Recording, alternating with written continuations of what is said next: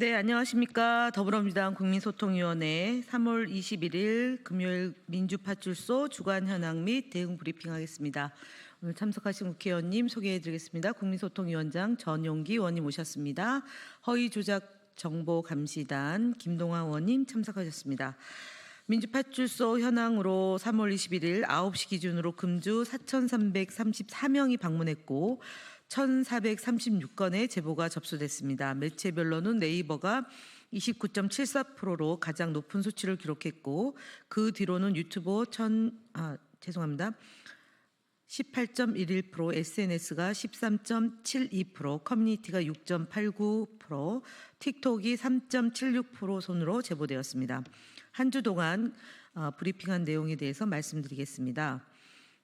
첫 번째로는 이재명 대표를 포함해 민주당 주요 인사에 대한 암살 등 테러와 관련된 음모론과 관련된 제보입니다. 해당 제보는 지난주에 이어서 이번 주에도 지속적으로 진행됐고요.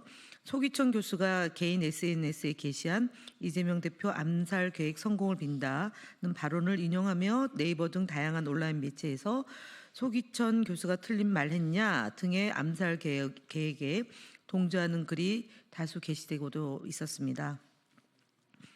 두 번째는 탄핵 촉구 시위 중에 고인이 되신 민주당원의 죽음과 관련된 고인 모독과 허위사실이 유포되는 정황과 서부지법에 대한 제2폭동을 암시하는 글 등이 유포되는 정황이 제보되었습니다. 3월 17일 탄핵 촉구 시위 도중 사망한 민주당원과 관련된 기사 댓글에는 휘발유 붓고 자살했으면 민주당이 공사나 유공자로 지정됐을 텐데 안타깝네요. 사망 원인이 이재명 때문이다라며 고인을 모독하는 망언이 있었습니다. 3월 18일 검찰이 김성훈 경호처장 등의 영장을 청구했다는 기사를 인용하며 서부지법을 다시 한번 압박을 넣어야 해요라는 내용의 서부지법 제2의 폭동을 예고하는 글이 게시되었습니다. 셋째로는 재판관과 그 가족을 겨냥해서 심각한 살해 예고 등이 지속적으로 유포되고 있다는 상황입니다. 마지막으로 민주당 또는 특정 인사를 공산당이나 중국과 연관지어 음모론을 유포하는 행위에 대한 제보가 있습니다. 다음으로 현황에 대해서 김동환 의원께 브리핑하겠습니다.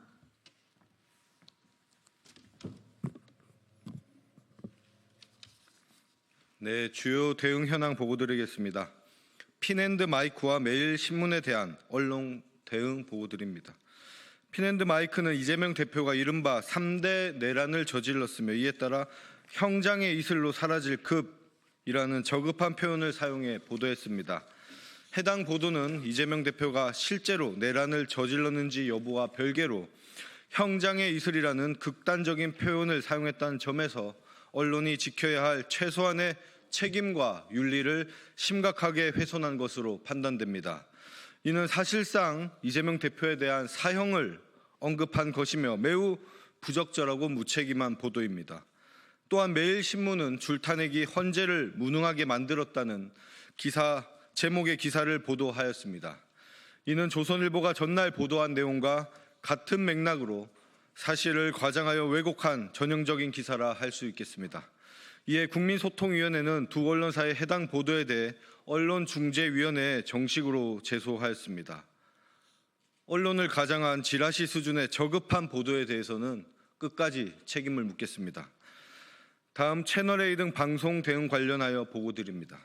채널A 뉴스 탑10에서는 윤석열 대통령 탄핵을 주제로 찬반 토론을 진행하면서 탄핵을 반대하는 여당 측의 입장만을 담은 자료 화면을 일방적으로 송출하는 등 특정 입장에 치우친 토론이 이루어졌습니다. 이로 인해 방송의 공정성이 심각하게 훼손된 것으로 판단됩니다.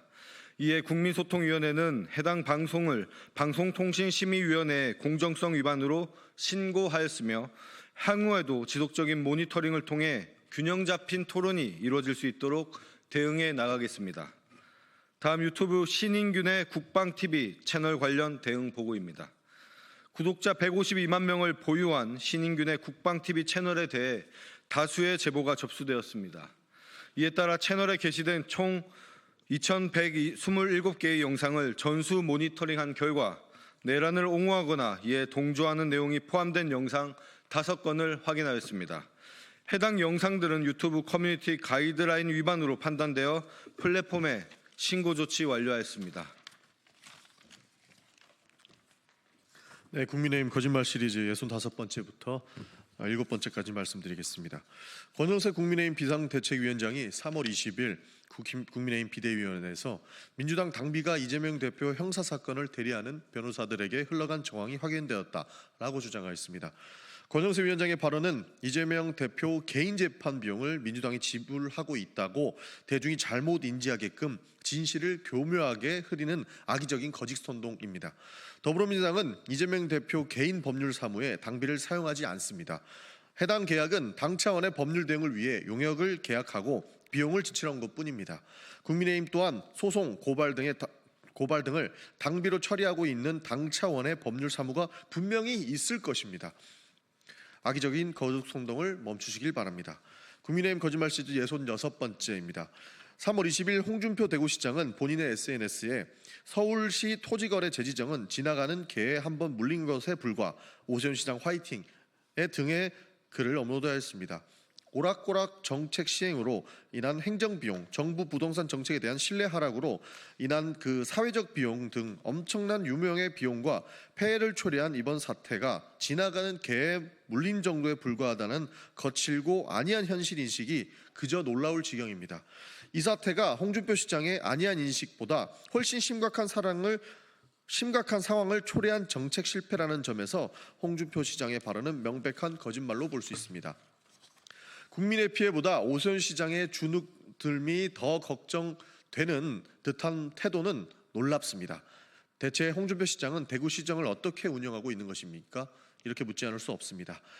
국민의힘 거짓말 시리즈 67번째도 바로 말씀드리겠습니다.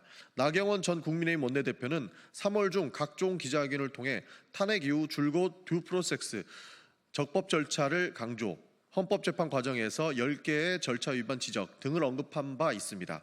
나경원 전 원내대표의 주장은 자가당착적인 모순입니다.